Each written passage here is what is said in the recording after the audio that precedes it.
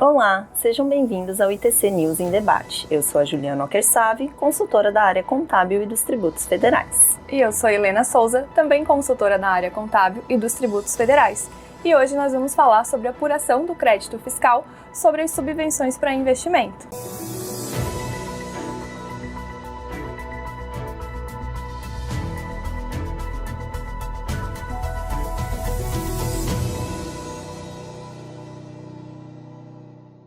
Nos últimos anos, o tema subvenções para investimentos, ele tem sido alvo de diversas discussões judiciais entre contribuinte e Receita Federal, o que acarreta em mudanças de entendimento e posicionamentos por parte da Receita Federal. Tanto que esse já foi um assunto discutido em outros vídeos aqui no nosso canal. A grande novidade é que no ano de 2023 teve a publicação da medida provisória 1185 de 2023, que posteriormente foi convertida na Lei 14.789 de 2023, para trazer a possibilidade de apuração de um crédito fiscal sobre as receitas de subvenção para investimentos a partir de 1º de janeiro de 2024. Isso, e além da possibilidade do crédito fiscal, essa legislação ela também revogou as legislações anteriores que tratavam sobre a subvenção para investimento. Então, antes da gente conversar aqui sobre essa legislação em específico, é interessante entender o que a legislação tratava anteriormente, né, esses dispositivos revogados, para a gente entender o que é a alteração promovida por essa legislação. Um dos dispositivos revogados foi o artigo 30 da Lei 12.973 de 2014. Então, a partir de 1º de janeiro de 2024, esse artigo 30 ele passou a ser revogado. E esse artigo 30 ele possibilitava que a empresa tributada pelo lucro real excluísse da base de cálculo do IRPJ e da CSLL as receitas de subvenção para investimento, desde que ela observasse alguns requisitos lá no próprio artigo, como, por exemplo, a constituição de uma reserva de lucros com o valor da subvenção para investimento excluída.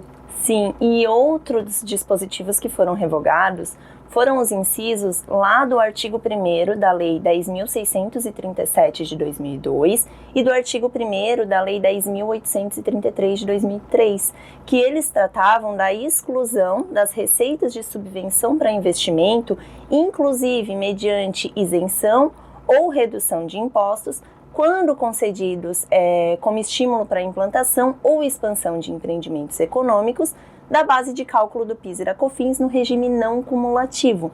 Aqui, Helena, é importante a gente colocar que para o regime cumulativo do PIS e da COFINS não teve alteração, porque as receitas de subvenção para investimentos, elas são tratadas como outras receitas. Então, no regime cumulativo, elas já não fazem parte da base de cálculo do PIS e da COFINS. Bem lembrado. Então, a partir de 1º de janeiro de 2024, então, a empresa não pode mais excluir da base de cálculo do IRPJ e da CSLL as receitas como as subvenções para investimento, nem da base de PIS e COFINS do regime não cumulativo. Por outro lado, a legislação então possibilitou, para compensar um pouco essa tributação, que a empresa apure um crédito fiscal na alíquota de 25% sobre as receitas de subvenção, ali observados os requisitos da própria legislação. Mas, para isso, a empresa tem que cumprir alguns requisitos, né, Juliana? Sim, então, o primeiro requisito que ela precisa, ela tem que ser tributada pelo lucro real. Se eu sou tributada pelo lucro presumido, Simples Nacional, que são outros regimes tributários, não existe a possibilidade de apurar o crédito fiscal. O segundo requisito é que eu preciso avaliar qual é a subvenção que eu tenho com o ente federativo que me concedeu, seja ele a União, o Estado, o Distrito Federal ou o município, porque essa subvenção, ela necessariamente precisa ter sido concedida para implantar ou expandir empreendimento econômico. Isso, e para implantar, então, seria a empresa realmente não estar localizada naquela região, naquela localidade, e o ente, então, conceder a subvenção para a empresa se implantar naquela localidade, constituir a empresa naquela localidade. E como expansão, a empresa ela pode receber a subvenção para investimento para modernizar, para ampliar ou para diversificar ali a sua operação de fabricação, de prestação de serviço ou de comercialização, ou até a criação de uma outra unidade naquela mesma localidade. Então, já existe a empresa naquela localidade e o ente concede a subvenção para que a empresa faça a expansão do que ela já tem, né? Ampliar a capacidade do que ela já tem ou mesmo abrir uma outra unidade naquela mesma localidade. Sim, e aí a gente chega no terceiro requisito que a empresa tem que cumprir. Ela tem que ter um ato concessivo fornecido pelo ente que deu para ela essa subvenção para investimentos. Nesse ato, ele tem que ter a data anterior à data que ela vai implantar ou expandir o empreendimento econômico, e esse ato ele tem que conter especificamente todos os requisitos, condições, contrapartidas que a empresa tem que prestar, tem que adotar para poder usufruir daquela subvenção para investimento, para receber a subvenção. E por último, então, o quarto requisito é a empresa fazer a habilitação ao regime ali da apuração do crédito fiscal sobre as subvenções para investimento junto à Receita Federal. A Receita Federal ela já disponibilizou ali a instrução normativa, já publicou a instrução normativa RFB número 2170 de 2023, estabelecendo ali as regras para a empresa fazer essa habilitação junto à Receita Federal. É importante ressaltar aqui que não existe um prazo para a empresa fazer a habilitação, só que a apuração do crédito fiscal, ela só vai ser possível sobre as receitas reconhecidas, né, as receitas de subvenção reconhecidas após o pedido do protocolo ali da habilitação. Então, aquelas receitas que acontecerem antes da empresa solicitar esse pedido, elas não podem entrar ali na base da apuração do crédito fiscal. E aí, Helena, é legal a gente mencionar também como eu posso usar esse crédito fiscal.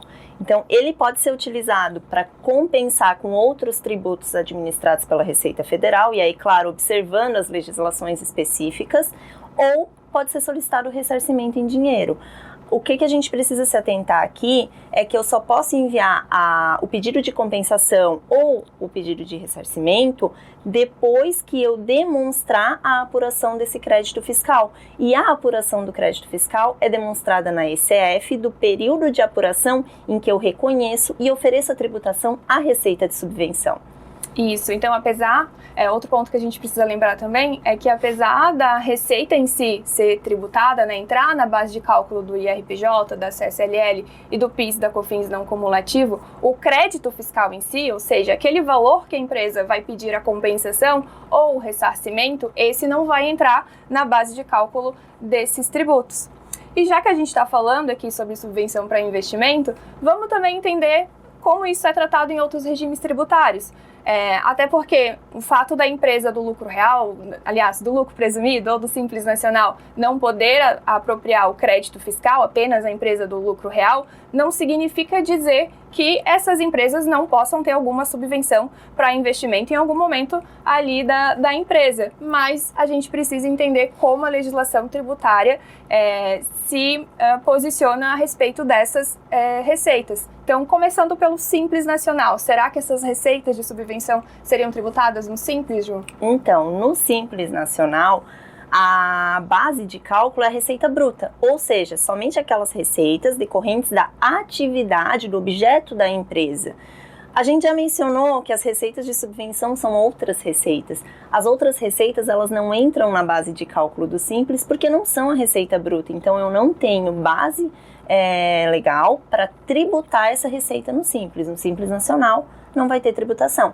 Porém, Helena, a tratativa do lucro presumido, ela já é um pouco diferente, certo? Isso. Então, como você mencionou, essas receitas de subvenção são reconhecidas ali como outras receitas. E lá no lucro presumido, então, essas demais receitas, elas são adicionadas integralmente, sem presunção, na base de cálculo do IRPJ e da CSLL do trimestre. E aí, em cada trimestre, ela vai ter a tributação vai estar sujeita à tributação de 15% para o IRPJ, ainda sujeita ao adicional de 10% sobre a base de cálculo que ultrapassar os 60 mil no trimestre e a alíquota de 9% para a CSLL. Como a Ju já comentou ali no começo, para PIS e COFINS, a empresa do lucro presumido, ela fica sujeita ao regime cumulativo. E no regime cumulativo a gente já viu que eu não tenho a tributação sobre essas outras receitas operacionais.